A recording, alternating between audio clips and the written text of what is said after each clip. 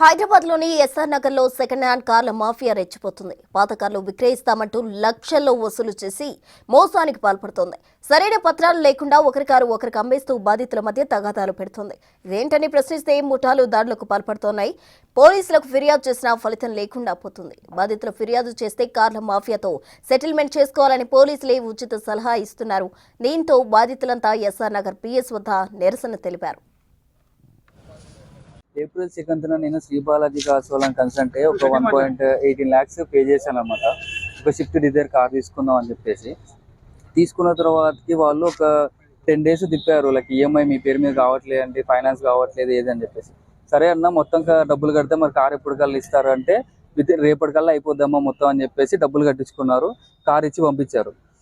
వారం అవుతుంది, 10 రోజులు అవుతుంది, 20 రోజులు అవుతుంది. మరి ఏంటన్నా అంటే ఓనర్ దొరకట్లేదు, ఓనర్ రావట్లేదు, ఈ ప్రాబ్లం ఆ ప్రాబ్లం అని తిప్పిస్తూ ఉన్నారు. ఆ ఓనర్ ఎవరైతే ఉన్నాడో జీపీఎస్ పట్టుకొని నా దగ్గరకు వచ్చేసి ఈ కారు మాది, మీకు ఎవరు ఇచ్చారు అది అని చెప్పేసి గట్టిగా మాట్లాడి, లేదు ఇక్కడ కొనుక్కున్నానండి శ్రీ బాలాజీ కార్ దగ్గర, మీరు ఏమైనా ఉంటే ఎవరు కార్కి ఇచ్చారో వాళ్ళని అడుక్కోని అని చెప్పి గట్టి బెదిరిస్తే వాళ్ళు వెళ్ళిపోయారు. నెక్స్ట్ ఒక 2 days తర్వాతకి నాకు ఇక్కడ పిఎస్ నుంచి కాల్ వచ్చింది.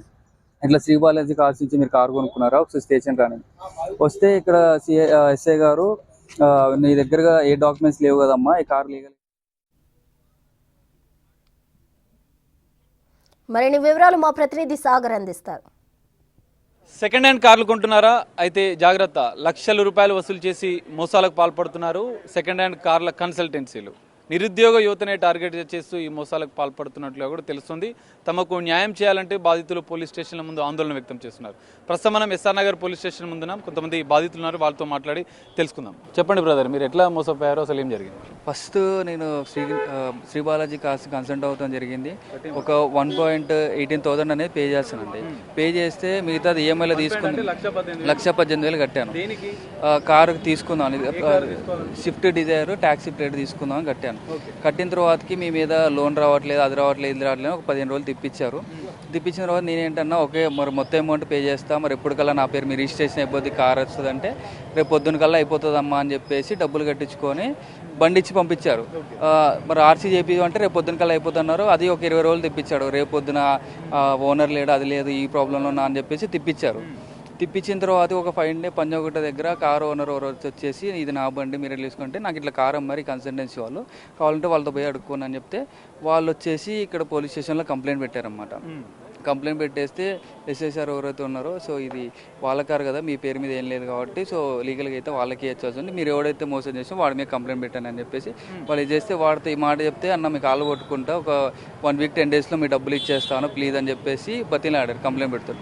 తీరా వాళ్ళ కార్ హ్యాండ్ ఓవర్ చేసిన తెలియగానే వీడు ఏం చేసినట్టే మా కాల్స్ ఎత్తట్లేదు, ఏమి చేయట్లేదు.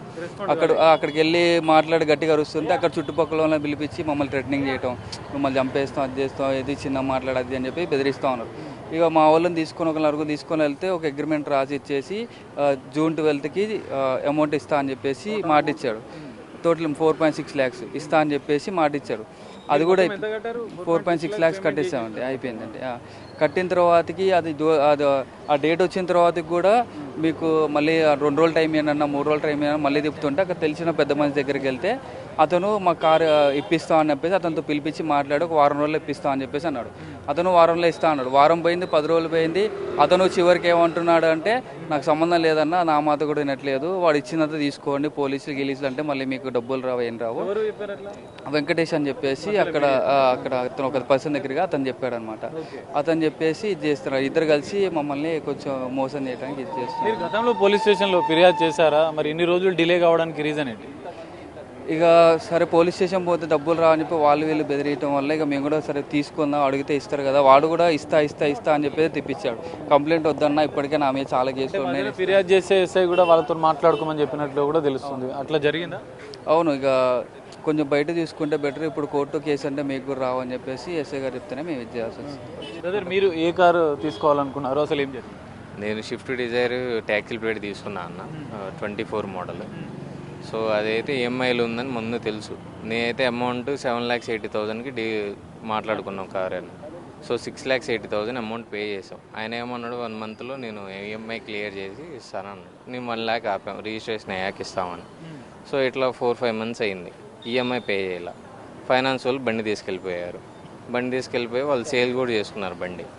సో ఇప్పుడు ఇట్లా మార్చిలో తీసుకెళ్ళిపోయారు బండి. మార్చి నుంచి ఇప్పుడు దాకా రేపు చేస్తా ఎల్లుండి చేస్తా అని ఇట్లా తిప్పుతున్నాడు. డబ్బులు ఇవ్వట్లేదు, కారు ఇవ్వట్లేదు. మరి ఇప్పుడు ఏం చెప్తారు మీరు? కన్సల్టెన్సీల ద్వారా మోసపోయిన అంటున్నారు, మరి పోలీసులకు ఫిర్యాదు చేస్తారు, ఏమని చెప్పారు? కంప్లైంట్ కూడా ఇచ్చామన్న, 1 month అవుతుంది కంప్లైంట్ ఇచ్చి, రెస్పాన్స్ ఏం లేదు సార్. మీరు కంప్లైంట్ ఇచ్చి ఆల్రెడీ 1 month అయిందా? మరి ఏమంటున్నారు పోలీసులు?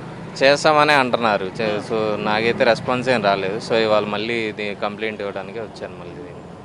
సో ఇది చూసారుగా, కన్సల్టెన్సీలను నమ్ముకొని సెకండ్ హ్యాండ్ కార్లు కొంటే లక్షల రూపాయలు మోసపోతున్నామని చెప్పి బాధితులు, ఇప్పటికైనా పోలీసులు తమకు న్యాయం చేయాలంటూ కూడా బాధితులు కోరుతున్నారు.